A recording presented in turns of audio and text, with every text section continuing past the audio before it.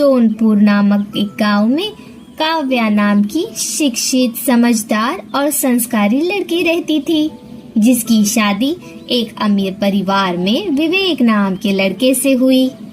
उसके ससुराल में पारंपरिक सोच रखने वाली सास शारदा देवी, 2 नंदे नीलम और पायल और घर के बाकी सदस्य थे।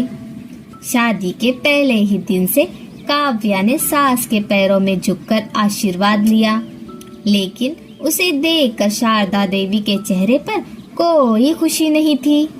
वो सोचती थी कि पढ़ी लिखी बहुएं घर की रीत रिवाज निभा नहीं पाती। रहने दे बहू, ज्यादा संस्कारी बनने की कोई जरूरत नहीं। काव्या ने कोशिश की, रसोई में काम, घर के बड़ों की सेवा, हर नियम का पालन, लेकिन नीलम और पायल उसे जलती थी। वे बार बार उसी छोटी छोटी गलतियों को बड़ा चढ़ाकर शारदा देवी के सामने रखती। एक दिन जब काव्या को उठने में सुबह देर हो जाती है तो नीलम अपनी माँ से कहती है, मम्मी, दिन निकला हुआ है और भाभी अभी तक सोई पड़ी हुई है। हाँ मम्मी, मुझे कॉलेज जाना है, नाश्ता अभी तक बना ही नहीं। अरे ओ बहू, दिन निकला पड़ा है और तुम सोई पड़ी हो। घर का काम कौन करेगा? तुम्हारे ससुर और तुम्हारे पति को दुकान पर भी जाना है। नाश्ता कब बनाओगी? माँ जी, मुझे माफ कर देना, बस अभी बना देती हूँ। मम्मी, तुम भाभी को ज्यादा छूट मत देना, वरना वो तुम्हारे सर पर बैठकर तांडव करने लगेगी।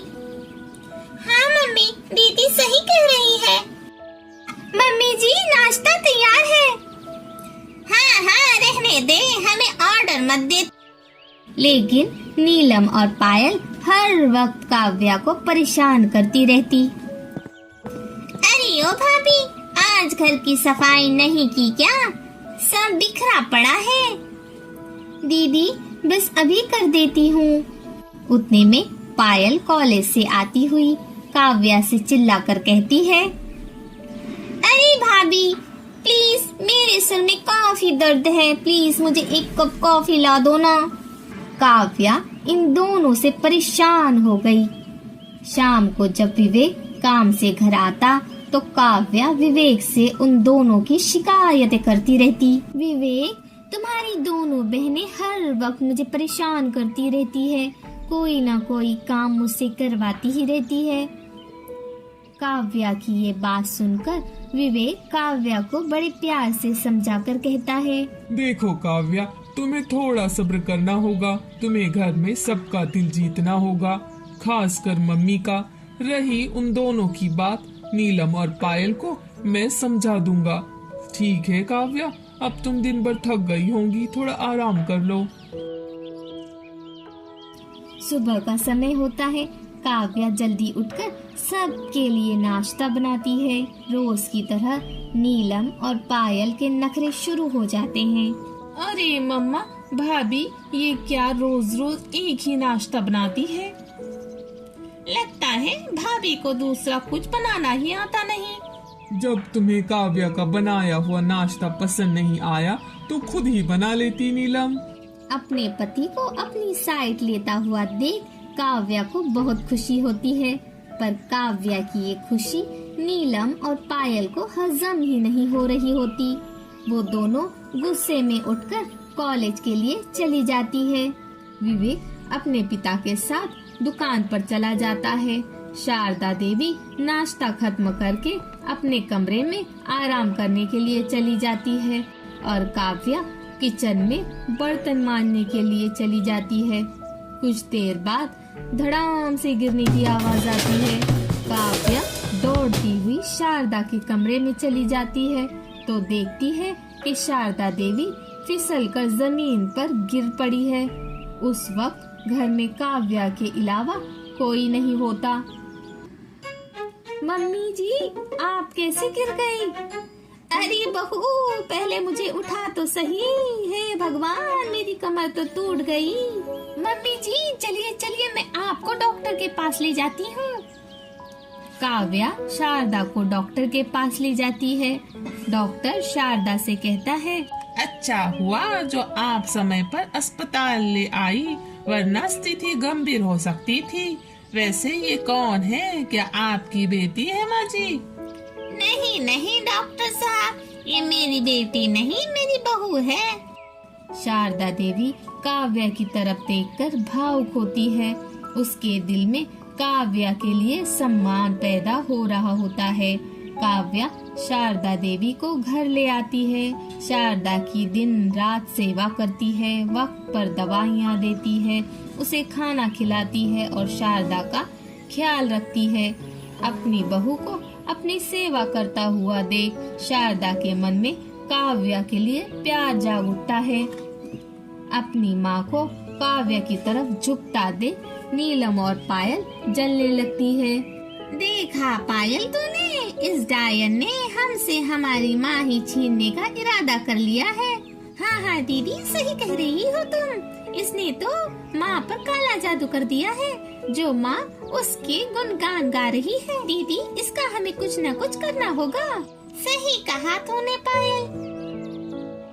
एक दिन जब सुबह काव्या नाश्ता बना रही थी और शारदा देवी सो रही थी, उस वक्त पायल चुपके से अपनी माँ के कमरे में जाती है। शारदा देवी की अलमारी से शारदा देवी के गहने चुरा लेती है और चुपके से कमरे से निकलकर नीलम और पायल कॉलेज के लिए निकल जाते हैं। शारदा देवी की जब आँख खुलती है तो अपनी अलमारी खुली देख वो विवेक को आवाजें लगाती है। विवेक दौड़ता हुआ आता है। क्या हुआ माँ? बेटा, मेरी अलमारी खुली है, उसमें मेरे गहनों का डब्बा नहीं दिख रहा है। शारदा देवी की अलमारी से गहनों का डब्बा चोरी होने की वजह से सब परेशान होते हैं। कुछ देर बाद पायल और नीलम भी आते हैं। क्या हुआ माँ, ऐसे क्यों परेशान बैठी हो? माँ के गहनों का डब्बा चोरी हो गया है नीलम। क्या कहा भाई आपने? घर में कोई चोर कैसे आ सकता है?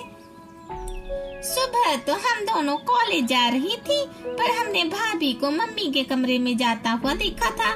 नीलम की ये बातें सुनकर सब चौंक जाते हैं। काव्या को सब शक की नजर से देखने लगते हैं। शारदा देवी गुस्से में काव्या से कहती है, बहू, मुझे तुमसे ये उम्मीद ही नहीं थी। तुम ऐसा कैसे कर सकती हो? मम्मी जी, मैंने आपके गहने नहीं चुराए, मैं तो बस आपको नाश्ते के लिए जगाने आई थी। आपको सोया हुआ देख मैं वापस चली गई। देखो बहू, सच सच बताओ, वैसे भी घर में तुम्हारे अलावा कोई नहीं था, बाकी सब सो रहे थे। नीलम और पायल कॉलेज गई हुई थी। पूरा शक तुम पर ही जाता है काव्या। काव्या को बातें सुनाकर शारदा देवी और बाकी सब घर के सदस्य अपने अपने कमरे में चले जाते हैं।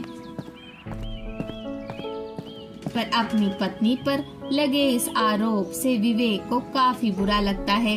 अपनी पत्नी को रोता देख विवेक उसे अपने कमरे में ले जाता है और काव्या से वादा करता है कि वो सच का पता लगाकर ही रहेगा। कुछ देर बाद विवेक को याद आता है कि उसने ड्राइंग रूम में कैमरा लगवाया था और फौरन उस कैमरे की फुटेज लेता है।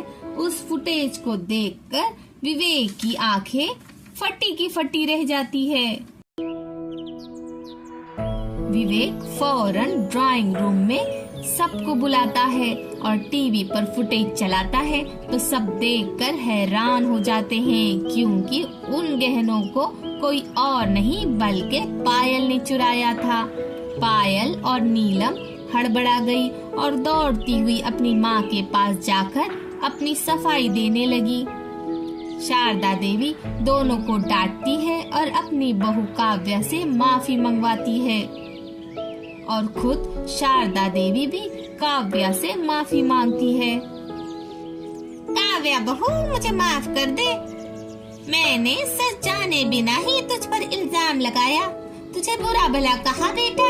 भाभी, हम दोनों को भी माफ कर दो।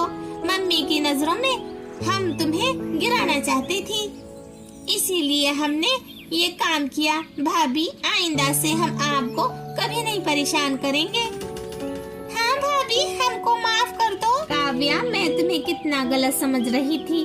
काव्या शारदा देवी और नीलम पायल को माफ कर देती है और अपनी सास से कहती है, मम्मी जी, जब माँ बेटी को अपना लेती है तो बीते हुए गलत फैसलों की जगह प्यार ले लेता है।